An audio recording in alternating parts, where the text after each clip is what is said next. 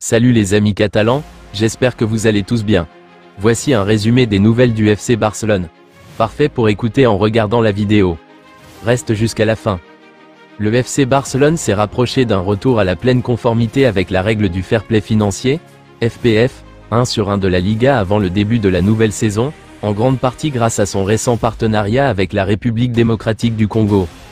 L'accord de 4 ans avec le gouvernement congolais est estimé à 40 à 44 millions d'euros au total, dont 10 à 11,5 millions d'euros par saison ont déjà été enregistrés comme revenus pour le club. Une fois l'accord audité et validé par l'équipe financière de la Liga, le Barça espère atteindre le seuil de revenus nécessaire pour revenir sous la limite 1/1.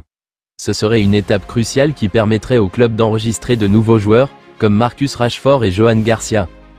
Pour compléter cette manœuvre, le club envisage également la vente de sièges VIP au Camp Nou, tandis que Ter Stegen pourrait être désinscrit pour 4 mois en raison de sa blessure. Si tout est confirmé d'ici la mi-août, le retour du Barça sous la règle du 1/1 signifierait qu'il n'aurait plus les mêmes problèmes que la saison dernière, lorsque la Liga l'avait traîné en justice pour empêcher l'enregistrement de Dani Olmo et Pau Victor.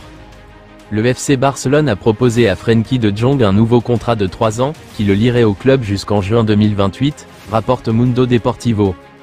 Selon les termes de cette offre, le salaire annuel fixe de Jong resterait aux alentours de 18 à 19 millions d'euros bruts, soit un montant similaire à ses revenus actuels, mais le club prévoit d'éliminer les paiements différés liés à la période Covid. À la place, une structure de rémunération basée sur la performance serait introduite, avec des primes liées aux apparitions, aux titres remportés et aux objectifs personnels. Une réduction de la clause libératoire serait également à l'étude, celle-ci passant à environ 80 millions d'euros, dans le cadre d'une restructuration visant à répondre aux exigences du fair play financier.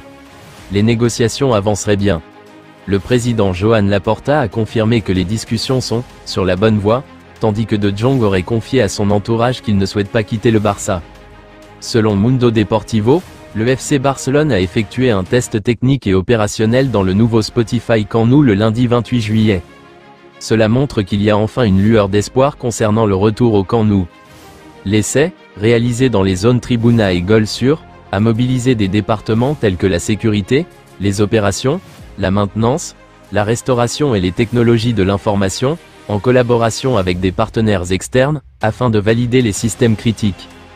Les éléments testés comprenaient l'éclairage sportif et d'ambiance, les systèmes de sonorisation, la détection d'incendie, les sorties de secours, les alarmes, les protocoles d'évacuation, l'accessibilité et la signalétique.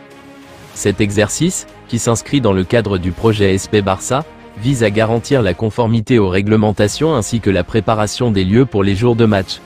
Les ajustements nécessaires seront apportés en fonction des observations, avec d'autres tests et simulations prévus dans les semaines à venir. Le club souhaite offrir une expérience fluide à ses supporters lorsque le stade, qui rouvrira avec une capacité partielle de plus de 60 000 places, accueillera à nouveau des matchs cette saison, probablement en septembre.